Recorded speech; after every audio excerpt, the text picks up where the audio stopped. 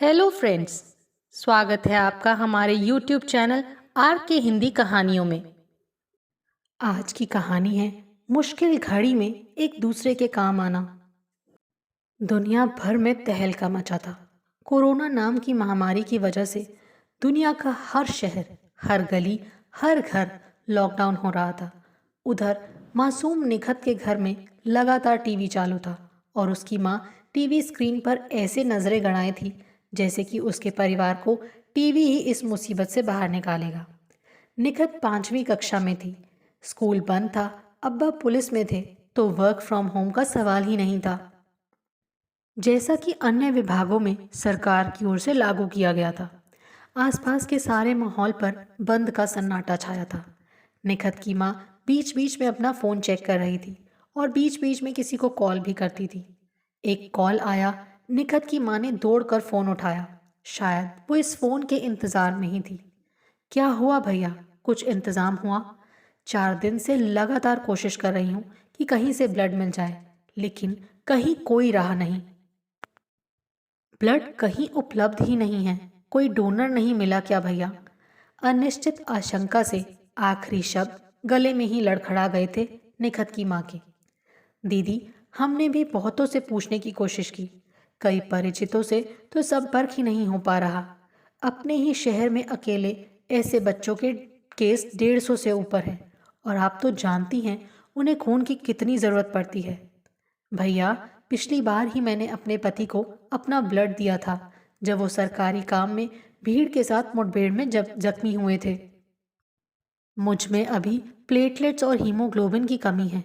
मेरा खून अभी काम नहीं आ सकेगा। कोई उपाय देखो भैया। उसके करुण स्वर ने उस तरफ के व्यक्ति को भी आर्द्र कर दिया। देखता हूँ दीदी।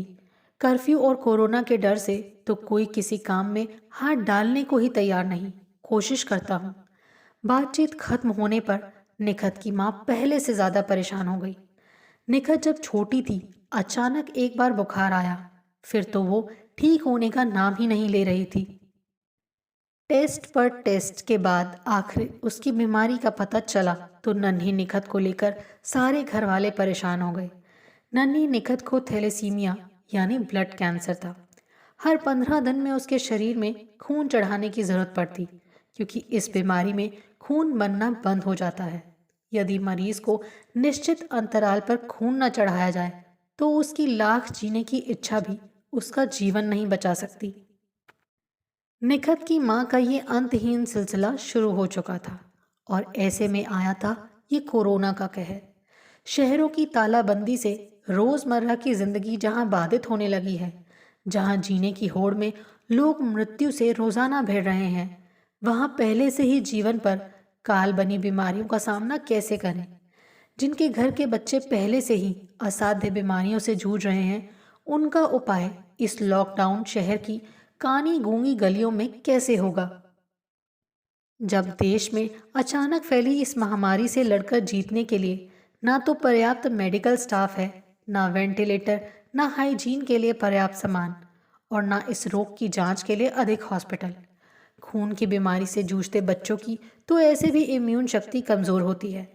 कैसे बचाए प्यारी सी निखत को उसकी माँ? अचानक पड़ोस के कल्याण ने निखत के घर का दरवाजा खटखटाया। अब कोई भी घटना निखत की माँ को अच्छी नहीं लग रही है, खासकर लोगों से बोलना बतियाना। 30 साल की उम्र में ही उसने अपने मन को बांध कर रखना सीख लिया और अभी तो निखत को लेकर उसका मन बहुत ही आशंकित है। बाहर आकर देखा, बाजू में रहने वाला कल्याण है, एमटेक का स्टूडेंट। वो और भी घबरा गई। अभी अभी इसका इसके पिता से जोरदार कहासुनी हो रही थी। पता नहीं क्या हुआ था और अब ये यहाँ। निकट में खून की जबरदस्त कमी हो रही है। उसका किसी बाहरी से मिलना जुलना ठीक नहीं। कोरोना वायरस की वजह से चेतावनी है कि लोग दूसरों के घरों में ना जाएं। सभी और कर्फ्यू तो इसी वजह लगा है, फिर ये यहाँ क्यों? परेशान सी निखत की अम्मी ने कल्याण पर प्रश्न सूचक निगाहें डाली। भाभी, अभी न्यूज़पेपर में पढ़ा, थैलेसीमिया के बच्चों को समय पर खून नहीं मिल पा रहा। इससे उनकी जिंदगी पर खतरा बढ़ गया है। लॉकडाउन की वजह से कोई खून देने वाला नहीं मिल पा रहा है। ऊपर से रक्त कालाबाजारी भी तो होने लगती है ऐसी आपदा में। क्या निखत का इंतजाम हो गया है? नहीं भाई, शुक्रिया, तुम्हें याद रहा निखत का। इसमें शुक्रिया कहने की कोई बात नहीं। यदि आपको कोई एतराज ना हो तो आप निखत को लेकर अभी मेरे साथ कॉलोनी के ब्लड बैंक चल सकती हैं। कॉलोनी के बाहर जो ब्लड बैंक है वहां मैंने फोन से पूछ रखा है, वो चढ़ा देंगे मेरा खून निखत को। निखत की अम्मी को लगा जैसे कल्याण को वो दौड़कर गले लगा ले। 23 वर्ष का वो नौजवान कितना संवेदनशील और समझदार है। बात तो सभी कर लेते हैं, लेकिन विपत्ति में पूछने वाले मिल जाएं तो दूर रहकर भी ये दुख झेला जा सकता है।